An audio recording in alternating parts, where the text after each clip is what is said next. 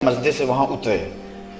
یہ جو ایمپلیفائر آپ چھوٹے چھوٹے نکلے اس وقت کافی بھاری ہوتے تھے، تو وہ ابا نے خود اپنی کمر پہ اٹھا لیا، اور جو یونٹ ہوتے ہیں اس کے پیچھے وہ ایک تھیلے میں تھے، میرے ہاتھ میں پکڑا دیے.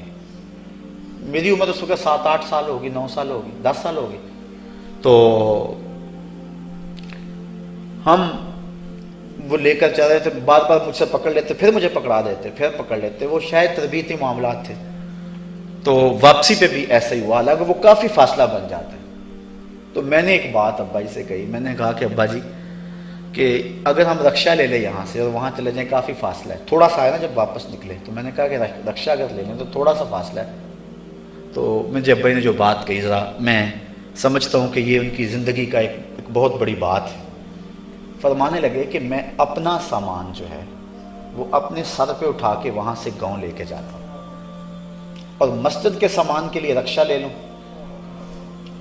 اور اگر میں خود لینا چاہوں تو میں بیٹا اس کی استطاعت نہیں رکھتا، اور اگر مسجد کے خرچے سے میں لوں تو وہ جب میرا اپنا معمول نہیں ہے تو اب مسجد کے بل پہ جو ہے وہ میں اگر ایسا کروں تو یہ میرا ضمیر گوارا نہیں کرتا.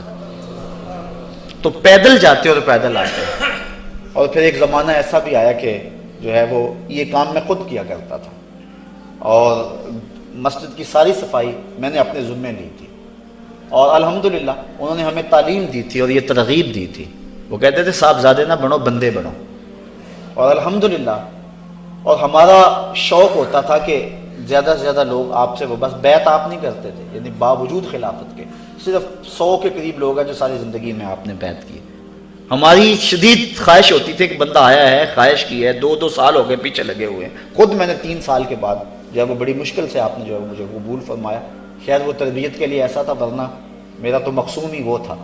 ہمارا ہوتا تھا کہ زیادہ سے زیادہ لوگ ہوں، ہلکا ہو، لیکن آپ اس کی ممانعت کرتے تھے. وہ اس وقت بات سمجھ میں نہیں آتی تھی، لیکن جب خود اس مسجد پہ آئے اور بیٹھے اب پتہ چلا کہ یہ کتنی بڑی ذمہ داری ہے. بلکہ فرمایا کرتے تھے کہ اتنی دیر تک کسی شخص کو کسی کو بیعت نہیں کرنا چاہیے جب تک لوح محفوظ پہ دیکھ نہ لے یہ شقی ہے یا سعید ہے. اگر وہ شقی ہے تو پہلے اس کی شقاوت سعادت میں بدلے، پھر اس کو اپنے ہاتھ پہ بیعت کریں. اور فرمایا کرتے تھے میاں میں تو اس قابل نہیں ہوں، لہٰذا میں بیعت کیوں کروں. تو یہ کہا کرتے تھے. اور پھر اگر کوئی بڑا زور لگاتا تو بیعت کرتے تو اس کو یہ فرماتے میاں میری خواہش یہ ہے کہ تم نمازی بن جاؤ، تو باقی جو معاملات ہیں وہ تو میں اس قابل نہیں ہوں. وہ کس مقام پہ تھے یہ ان کا اپنا معاملہ ہے. جب آخری بار وہ اعتکاف بیٹھے اور میں یہاں اعتکاف بیٹھا ہوں، یہ تقریباً اس کے بعد وہ نیم جذب میں چلے گئے اور دنیا سے ان کا تعلق جو ہے وہ بظاہر ختم ہی ہو گئے. اس بار ایسا ہوا، شیخ محمد شریف صاحب اللہ ان کی قبر پہ رحمت نازل فرمائے زندہ تھے. تو عید والے دن جمعہ تھا، اس مرتبہ مجھے یہ یاد ہے، عید والے دن جمعہ تھا، 10-11 سال قبل کی غالباً یہ بات ہے. تو میں یہاں سے گیا تو میں نے اپنی والدہ کے چہرے پہ جو ہے وہ بہت خوشی دیکھی، اور ابا جی کے ساتھ حسن عقیدت کا اس دن جو مظاہرہ تھا شاید زندگی میں جو ہے وہ کبھی میں نے دیکھا ہو. تو میں نے کہا امی جی کیا بات ہے؟ تو امی جی فرمانے لگی کہ اپنے باپ سے پوچھو کہ کیا ماجرا ہوا ہے، یعنی اس میں اعتکاف کے دنوں میں. بڑا خوف تھا ان دنوں کے اندر ہمارے اوپر، اور ابا جی سے ہم بعض کا کسی سے بات کرتے تھے تو وہ ابا جی سے کرتا تھا، اور بعض کا ایسا ہوتا تھا ہم خود بھی کر لیتے تھے. لیکن ایسے جو معاملات روحانی معاملات تھے وہاں جو ہے وہ یعنی چونکہ ابا جی سختی سے نفی کرتے ہوتے تھے. تو انہوں نے فرمایا کہ کچھ معتکف نے بتایا ہے، کچھ معتکفین نے، کہ رات کو دروازے مسجد کے بند تھے کہ اچانک اجالے ہوئے اور کوئی آپ کے حجروں میں آیا، اور ہم نے اس کو واپس جاتے ہوئے دیکھا ہے. اور وہ شخص کون تھا وہ جو ان کے حجرے میں آیا؟ میں نے ایک بات کی ہے لیکن مجھے تو انہوں نے جو ہے وہ سختی سے جو ہے وہ انکار کر دیا، کوئی بات نہیں بتائی، آپ پوچھیں.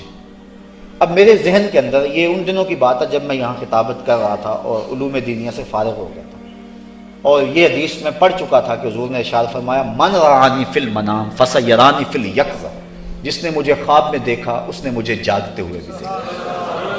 تو ان کا خواب میرے ذہن میں تھا، تو میرے ذہن میں یہ بات آئی کہ شاید حضور علیہ السلام ہوں، اور یہ کرم نوازی ہوئی ان کے اوپر. تو میں نے شیخ صاحب سے کہا کہ آپ ابا جی سے پوچھیں کہ کیا کرم نوازی ہوئی ہے، اور میں نے ان کو کہا کہ میرا ذہن یہ ہے.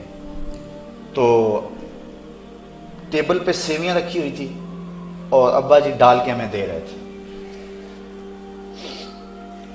تو شیخ صاحب نے پوچھا, کہنے لگے حضور آنکھیں تو آگے کریں, میں ذرا چومنا چاہتا ہوں. اور آگے بڑھ کے آنکھیں ابا جی کی چوم لیں. پھر کہنے لگے ان آنکھوں نے کیا دیکھا ہے, ان آنکھوں نے کیا دیکھا ہے. تو ابا جی جلدی جلدی سیویاں ڈال کے نا پلیٹ میں کہتے ہیں شیخ جی یہ کھاؤ, یہ بڑی مزیدار ہے. پھر 2 منٹ گزرے تو انہوں نے پھر کہا کہ آپ نے کیا دیکھا ہے, ایک بات سنی ہے, ہم تصدیق چاہتے ہیں اس کی. تو ابا جی نے پھر پانی ڈال کے کہا شیخ جی پیاس نہیں لگی آپ کو, یہ پانی پیو. اور کیفیت ابا کی بدلنے لگی. تو اس کے بعد انہوں نے بھی نہیں پوچھا. اور یہ راز ان کے سینے میں راز ہے, وہ کیا تھا معاملہ, ہم اس کے بارے میں کوئی رائے قائم نہیں کر سکتے, جو کہ ہماری جو تربیت کی گئی ہے. میں اگر یہ بات کہوں کہ وہ ذات رسالت مآب صلی اللہ علیہ وسلم تھے, میرا وجدان طبیعت کہتی ہے. اس کے بعد وہ دنیا سے بالکل لا تعلق ہو گئے, اور 9-10 سال آپ نے جب بھی دیکھا, جس حالت میں دیکھا آپ سب کو پتہ ہے. تو اگر میں یہ کہوں تو میرا اندازہ ہے, اور میں اپنے اندازے سے نہیں کہہ سکتا. اور اگر میں انکار کروں تو میں انکار بھی نہیں کر سکتا. لیکن بہرحال یہ تو طے ہے کہ کوئی تھا جو ان کے حجرے میں اجالا کر گیا, اور ان کے اندر جو ہے وہ ایک ایسی روشنی اور ایسے اجالے پیدا ہو گئے. اور پھر اس کے بعد سے لے کر آج تک ان کی زندگی, وہ 4 سال یہاں بھی آپ کے سامنے ہیں, جس وہ نیم جذب کی حالت میں تھے. کوئی بھی آیا اور جس نے بھی اس کو دیکھا, ایک بات میں ضرور کہوں گا کہ اللہ کے ولی کی نشانی یہ ہے, جب اس کو دیکھو تو خدا یاد آئے.